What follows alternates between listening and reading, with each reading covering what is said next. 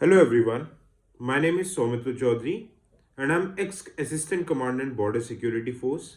I secured All India Rank 30 in Combined Defense Service Examination 2016 too. And in my journey of UPSC of 6 years, I gave 5 attempts, 3 mains and 1 interview. So what I'm going to discuss the 6 major things जिसे समझने में मुझे approximately 6 साल लग गए. I wish if I knew these things in my earlier attempts, the journey would have been different, the journey would have been easier.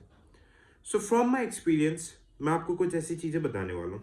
Okay, सबसे पहली चीज़ मैं आई पास आउट इन 2017. कॉलेज मेरा 2017 में ख़त्म हुआ था. कॉलेज के साथ ही मैंने कोचिंग ज्वाइन किया था एंड यूपीसी की प्रिपरेशन किया था. In my very first attempt I reach the interview stage. मैंने मेंस क्लियर किया था. ओके, अब unfortunately I could not get selected. ठीक है, जनरल के फाइनल कट ऑफ से कुछ 8-9 नंबर में पीछे हो गया था. ओके, तो पहली चीज, ठीक है, after that I started giving multiple examinations. 2018 में I cleared CAPF, join as assistant commandant. ठीक है, मैं SSBs भी देता था.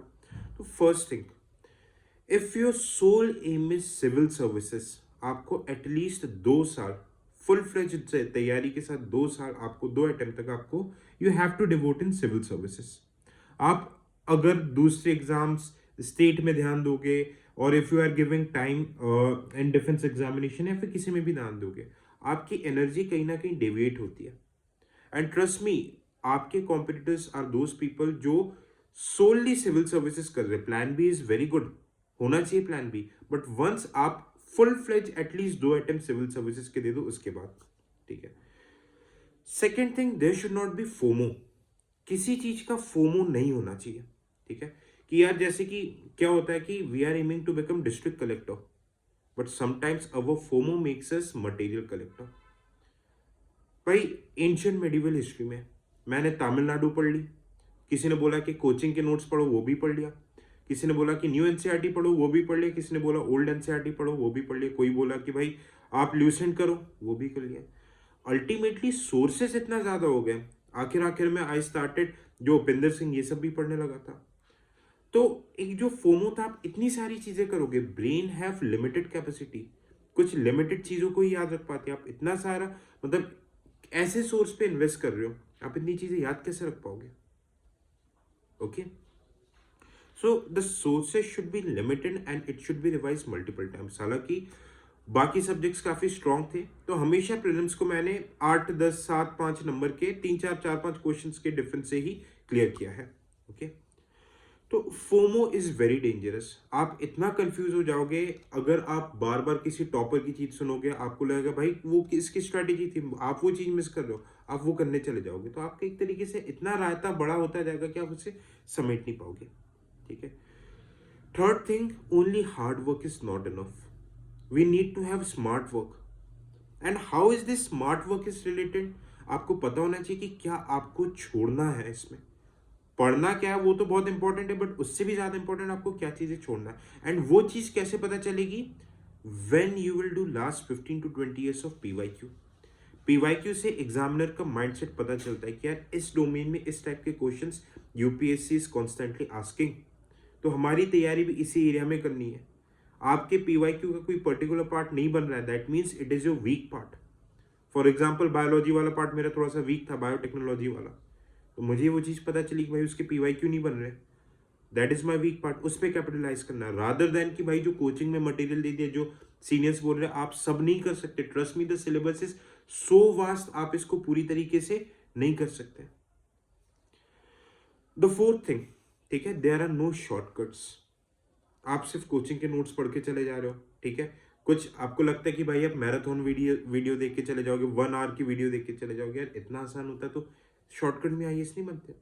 You have to trust the process. आपको NCERT स्टैंडर्ड बुक्स पढ़नी पड़ेगी, आपको ऑप्शनल की आंसर राइटिंग करनी पड़ेगी, आपको 20 ईयर्स के PYQ सॉल्व करने पड़ेंगे, आपको मेंस के PYQ सॉल्व करने पड़ेंगे, आपको एटलीस्ट हर एक GS में 200 से 250 आंसर्स लिख के जाने पड़ेंगे. जब तक ये चीज आप नहीं करोगे, एग्जाम को क्रैक करना आपकी जर्नी लंबी होती जाएगी. Okay, so smart work, what you read, ठीक है, आपकी तैयारी कभी भी, आप 10 साल भी पढ़ लो, तैयारी कभी पूरी नहीं होगी, सिलेबस इतना वास्ट है। बट वॉट यू रीड, आपको उस पर फेथ रखना है, उसको रिवाइज करना है एंड उसको लिखना है, लिखने की प्रैक्टिस करनी है, क्योंकि अल्टीमेटली मेंस आपका उसी से ही निकलेगा। एंड सैडली ये ऐसा पार्ट है कि that most of the people ignore. This is the thing that मैं अपने पर्सनल मेंटरशिप में स्टूडेंट्स को कराता हूँ कि भाई आप ठीक है पढ़ो, जो सारे सोर्सेस पढ़ तो सब लेते हैं, आप मुखर्जी नगर, राजेंद्र नगर में जाओगे, 10-10 साल से लोग पढ़ के बैठे हुए हैं, पर निकल किसका रहा है? जो लिख रहा है। स्पेशल क्वेश्चन की डिमांड क्या है उसको समझ के लिखना। तो this is my focus in mentorship की जो गलतियां मुझे समझ में नहीं है, मैं नहीं चाहता कि my student should repeat. If you ask any of my मतलब मेंटरशिप प्रचंड के स्टूडेंट्स, मैं इस आंसर राइटिंग पे स्पेशल फोकस करवाता ही हूँ। So the main thing, start practising, start writing. और आपको लिखने के लिए क्या, आपके शॉर्ट नोट्स होने चाहिए। जैसे let's say the topic is food security, उसके ऊपर आपके 1 पेजेस के नोट्स होना चाहिए। Introduction, what are the issues of food security, what are the probable solutions, what are the lacunas and way forward. कैसे भी क्वेश्चन से आप डील कर लो, ठीक है। PDS system, public distribution system, क्या क्या इश्यूज है, क्या गुड केस स्टडीज है, क्या क्या सॉल्यूशंस है, क्या पोटेंशियल है, तो वो आपके दिमाग में बना रहेगा, आप उसको लेके प्रैक्टिस करते जाओगे विथ रिच एग्जाम्पल्स। ओके, तो the journey would become easier for you. एक मैंने वीडियो बनाया, why people constantly fail mains examination. Okay, तो आप उस वीडियो को देखना, आपको वीडियो मतलब प्लेलिस्ट में देखने को मिल जाएगी, या फिर टेलीग्राम पे भी शेयर कर दूंगा, आपको बहुत क्लैरिटी मिलेगी उसको देखने के बाद, ठीक है।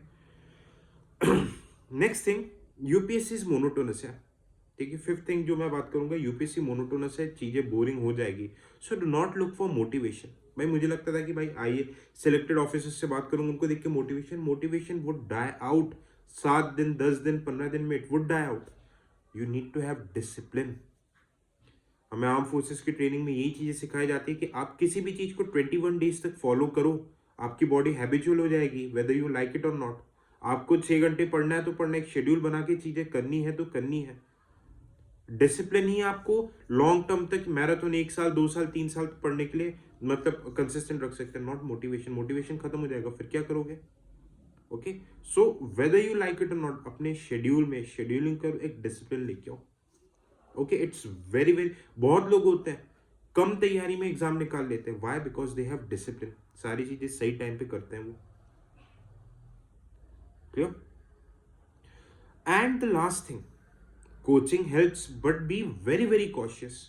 अगर स्पेशली जो आप फर्स्ट गाइडेंस ले रहे हो, अगर आप गलत गाइडेंस में चले जा रहे हो, it will waste your years, it will way, मैं ईयर नहीं ईयर्स बोल रहा हूँ, बट हाँ अगर सही गाइडेंस है, सही वे में जो एग्जाम की रिक्वायरमेंट है, आपको लगता है कि भाई प्रॉपर वे में आंसर राइटिंग करवा रहे, पीवाईक्यूज पढ़ा रहे हैं, एग्जाम्पल्स आंसर लिख के एग्जाम्पल्स, हर टॉपिक में एग्जाम्पल्स देना सिखा रहे हैं, प्रेजेंटेशन मतलब सिखा रहे हैं कि भाई इलस्ट्रेशन कैसे करना है, यूपीएससी के रिलेवेंट सिलेबस से रिलेटेड चीजें पढ़ा रहे हैं, ठीक है, आपसे पीवाईक्यूज इजीली सॉल्व हो रहे हैं, then go for those type of guidance. ये चीजें अगर पहले से आप सॉर्ट कर लोगे तो ट्रस्ट मी, द जर्नी जो मुझे इतने साल के स्ट्रगल के बाद चीजें समझ में आई है, इन दिस जर्नी इंसान खुद ही सीखता है। So why not learn from our and many others mistakes? Your journey will become, trust me, very very easier. And for this I personally guide candidates as well, ठीक है, only this genuine and serious candidates. For this purpose I am having Prachand batch. The details you would find in the description of this video. Thank you so much. Jai Hind.